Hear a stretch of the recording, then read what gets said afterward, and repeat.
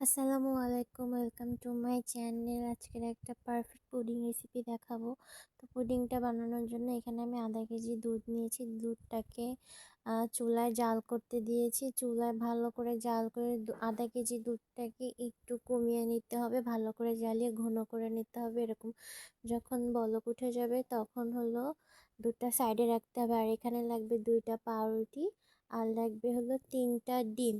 ডিমগুলো বড় বড় হলে 3টা লাগবে, আর ছোট হলে 4টা ডিম লাগবে। আর পুডিং বানানোর জন্য আমি এরকম একটা বাটি নিয়েছি। এই বাটিগুলোতে পুডিং পারফেক্ট হয়। তো ফার্স্টে পুডিংয়ে ক্যারামেল বানাবো। এখানে আমি 2 চামচ পরিমাণ চিনি দিয়েছি। যে বাটিতে পুডিং বানাবো সেই বাটিতেই আমি ক্যারামেলটা করে নিচ্ছি। ক্যারামেল বানানোর সময় চুলার আঁচটা একদম নিভে জ্বালে রাখতে হবে। আর ক্যারামেলে কোনো রকম পানি দেওয়া যাবে না, আস্তে আস্তেই পাশ থেকে লাল লাল হয়ে ক্যারামেল হয়ে যাবে।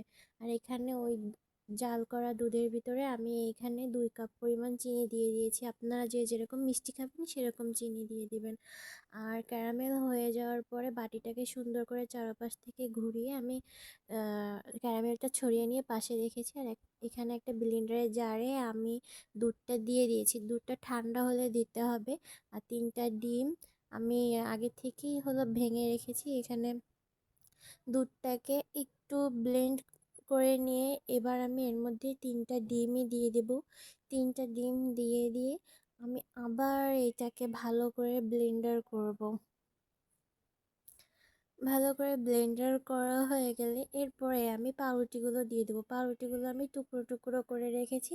আর সাইডে যে কালো সাইডটা থাকে সেটা কেটে ফেলে দিতে হবে। টুকরো টুকরো পাউরুটিগুলো দিয়ে আবার ভালো করে ব্লেন্ডার করে নিতে হবে। ব্লেন্ডার করা হয়ে গেলে ওই ক্যারামেলের যে বাটিটা, ওই বাটিটার মধ্যে একটা ছাঁকনির সাহায্যে মিক্সারটা ভালো করে ছেঁকে এর মধ্যে দিয়ে দিতে হবে। কারণ পাউরুটি দিয়েছি, ওর একটা আলাদা হলো দানা দানা থাকে, সে দানা দানা যাতে না থাকে সেই জন্য। আর এখানে যে পাত্রে আমি পুডিংটা বসাবো সেটা একটা কড়াইতে আমি পানি গরম করতে দিয়েছি আগে থেকে। ওই গরম পানির উপরে নিচে একটা স্ট্যান্ড বসিয়ে তার উপরে পুডিংয়ের বাটিটা বসিয়ে দিয়ে 1.5 ঘন্টার মতো বা 1 ঘন্টার মতো রেখে দেবো। এই দেখুন আমার পুডিংটাও হয়ে গিয়েছে। এবার আমি পুডিংটা ঠান্ডা হয়ে যাওয়ার পরে পাশ থেকে সুন্দর করে পুডিংটা সারিয়ে নিচ্ছি, নাহলে পুডিং বের করার সময় একদম ফেটে যেতে পারে বা ভেঙে যেতে পারে।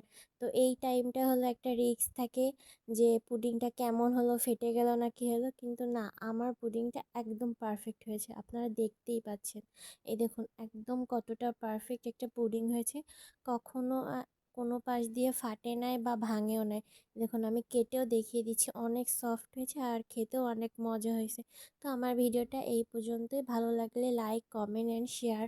টাটা, আল্লাহ হাফেজ, দেখা হচ্ছে অন্য কোনো ভিডিওতে।